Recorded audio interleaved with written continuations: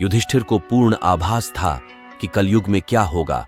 पांडवों का अज्ञातवास समाप्त होने में कुछ समय शेष रह गया था। पांचों पांडव एवं द्रौपदी जंगल में छुपने का स्थान ढूंढ रहे थे। उधर शनिदेव की आकाश मंडल से पांडवों पर नजर पड़ी।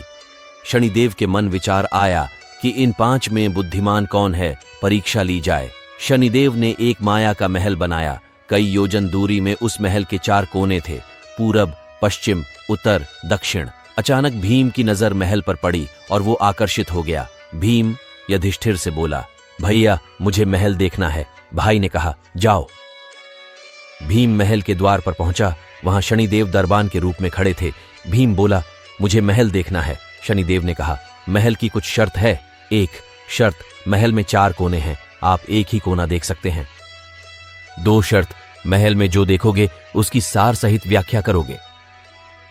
3 शर्त, अगर व्याख्या नहीं कर सके तो कैद कर लिए जाओगे। भीम ने कहा, मैं स्वीकार करता हूं, ऐसा ही होगा। और वह महल के पूर्व छोर की ओर गया। वहां जाकर उसने अद्भुत पशु पक्षी और फूलों एवं फलों से लदे वृक्षों का नजारा देखा। आगे जाकर देखता है कि 3 कुएं हैं, अगल बगल में छोटे कुएं और बीच में एक बड़ा कुआं। बीच वाला बड़े कुएं में पानी का उफान आता है और दोनों छोटे खाली कुओं को पानी से भर देता है। फिर कुछ देर बाद दोनों छोटे कुओं में उफान आता है तो खाली पड़े बड़े कुएं का पानी आधा रह जाता है। इस क्रिया को भीम कई बार देखता है पर समझ नहीं पाता और लौटकर दरबान के पास आता है। दरबान, क्या देखा आपने? भीम, महाशय, मैंने पेड़ पौधे पशु पक्षी देखा, वो मैंने पहले कभी नहीं देखा था, जो अजीब थे। एक बात समझ में नहीं आई, छोटे कुएं पानी से भर जाते हैं, बड़ा क्यों नहीं भर पाता, ये समझ में नहीं आया। दरबान, आप शर्त के अनुसार बंदी हो गए हैं और बंदी घर में बैठा दिया। अर्जुन आया, बोला, मुझे महल देखना है। दरबान ने शर्त बता दी और अर्जुन पश्चिम वाले छोर की तरफ चला गया। आगे जाकर अर्जुन क्या देखता है, एक खेत में 2 फसल उग रही थी। एक तरफ बाजरे की फसल, दूसरी तरफ मक्का की फसल। बाजरे के पौधे से मक्का निकल रही तथा मक्का के पौधे से बाजरी निकल रही। अजीब लगा, कुछ समझ नहीं आया, वापस द्वार पर आ गया। दरबान ने पूछा, क्या देखा? अर्जुन बोला, महाशय सब कुछ देखा, पर बाजरा और मक्का की बात समझ में नहीं आई। दरबान ने कहा, शर्त के अनुसार आप बंदी हैं। नकुल आया, बोला, मुझे महल देखना है। फिर वह उत्तर दिशा की ओर गया। वहां उसने देखा कि बहुत सारी सफेद गायें जब उनको भूख लगती है तो अपनी छोटी बच्चियों का दूध पीती है। उसे कुछ समझ नहीं आया, द्वार पर आया। दरबान ने पूछा, क्या देखा? नकुल बोला, महाशय गाय बच्चियों का दूध पीती है, ये समझ नहीं आया, तब उसे भी बंदी बना लिया। सहदेव आया, बोला, मुझे महल देखना है, और वह दक्षिण दिशा की ओर गया। अंतिम कोना देखने के लिए क्या देखता है, वहां पर एक सोने की बड़ी शिला एक चांदी के सिक्के पर टिकी हुई डगमग डोले पर गिरे नहीं, छूने पर भी वैसे ही रहती है। समझ नहीं आया, वह वापस द्वार पर आ गया और बोला, सोने की शिला की बात समझ में नहीं आई, तब वह भी बंदी हो गया। युधिष्ठिर बोला, भीम तुमने क्या देखा? भीम ने कुएं के बारे में बताया। तब युधिष्ठिर ने कहा, यह कलयुग में होने वाला है। एक बाप 2 बेटों का पेट तो भर देगा, परंतु 2 बेटे मिलकर एक बाप का पेट नहीं भर पाएंगे। भीम को छोड़ दिया। अर्जुन से पूछा, तुमने क्या देखा? उसने फसल के बारे में बताया। युधिष्ठिर ने कहा, यह भी कलयुग में होने वाला है। वंश परिवर्तन अर्थात ब्राह्मण के घर शूद्र की लड़की और शूद्र के घर बनिए की लड़की ब्याही जाएंगी। अर्जुन भी छूट गया। नकुल से पूछा, तुमने क्या देखा? तब उसने गाय का वृतांत बताया। तब युधिष्ठिर ने कहा, कलयुग में माताएं अपनी बेटियों के घर में पलेंगी बेटी का दाना खाएंगी और बेटे सेवा नहीं करेंगे। तब नकुल भी छूट गया। सहदेव से पूछा, तुमने क्या देखा? उसने सोने की शिला का वृतांत बताया। तब युधिष्ठिर बोले, कलयुग में पाप धर्म को दबाता रहेगा, परंतु धर्म फिर भी जिंदा रहेगा, खत्म नहीं होगा।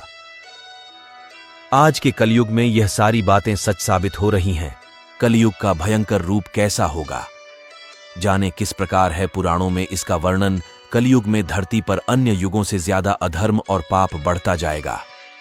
कलयुग में मनुष्य अपने कर्मों का फल भुगतेंगे और बेमौसम बारिश, आंधी तूफान, जल संकट का सामना करेंगे। हिंदू शास्त्रों के अनुसार अब तक 3 युग सतयुग, त्रेता युग और द्वापर युग बीत चुके हैं और जो चल रहा है वह कलयुग है। पुराणों के अनुसार कलयुग के साथ ही दुनिया समाप्त हो जाएगी। कलयुग में धरती पर अन्य युगों से ज्यादा अधर्म और पाप बढ़ता जाएगा।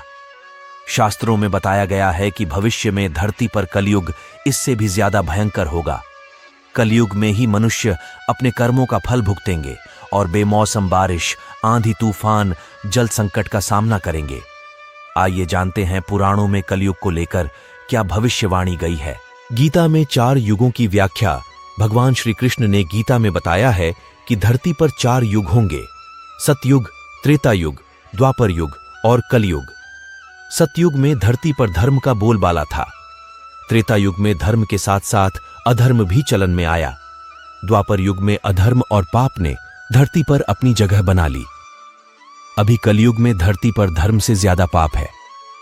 गीता में यह भी कहा गया है कि जब जब धरती पर पाप बढ़ेगा, भगवान धरती का कल्याण करने जरूर आएंगे।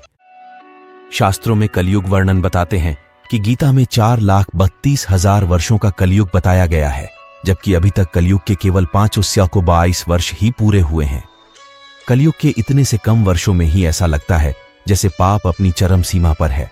लेकिन भयंकर कलयुग में धरती पर अम्ल वर्षा, एसिड रेन होगी, जिसके कारण पेड़ पौधे और जीव जंतु खत्म हो जाएंगे और इंसान अपनी भूख मिटाने के लिए एक दूसरे को खाएंगे। धन का महत्व बढ़ जाएगा और धरती पर धर्म, दया और इंसानियत पूरी तरह से खत्म हो जाएगी। पारिवारिक रिश्ते नाम मात्र के होंगे। वेदों की गलत व्याख्या की जाएगी। बच्चे अपने माँ बाप की सेवा नहीं करेंगे। धरती पर भूखमरी, बीमारियां, गर्मी, सर्दी, तूफान और बर्फबारी, बाढ़ अपनी चरम सीमा पर होंगे और अंत में दुनिया समाप्त हो जाएगी। पुराणों में की गई ये चौंकाने वाली भविष्यवाणियां, जाने क्या होगा आगे। हिंदू धर्म में ब्रह्मा और विष्णु पुराण की कई मान्यताएं हैं। पुराणों के मुताबिक माना जाता है कि कलयुग खत्म होने के बाद दुनिया समाप्त हो जाएगी। विष्णु पुराण में ऐसी कई परिस्थितियां लिखी हुई हैं जिनसे पता चल जाएगा कि सृष्टि अपने अंत के करीब है। आइए आपको बताते हैं कि गरुड़ पुराण के मुताबिक जब कलयुग का अंत होगा तो सृष्टि में किस तरह के बदलाव आएंगे। कलयुग ऐसा चिन्ह जिससे पता चलता है कि सृष्टि का अंत नजदीक है। हिंदू धर्म के मुताबिक जीवन चक्र 4 अवधियों में चलता है: सतयुग, त्रेता युग, द्वापर युग और कलयुग। ऐसा माना जाता है कि हर अवधि को पूरा करने के बाद दुनिया का नाश हो जाता है। 2. कर्म, धर्म का तराजू। इसके अनुसार हर युग में धर्म और कर्म की पवित्रता खत्म होती जाती है। ब्रह्म और विष्णु पुराण के मुताबिक इंसान खुद ही सृष्टि के विनाश का कारण बनेगा। 3. पवित्र त्रिदेव की तस्वीर। हिंदू धर्म के मुताबिक कुछ चीजें पहले से ही तय कर ली गई हैं, जैसे भगवान विष्णु सृष्टि को शुरू और भगवान शिव सृष्टि को खत्म करने का उत्तरदायित्व निभाते हैं।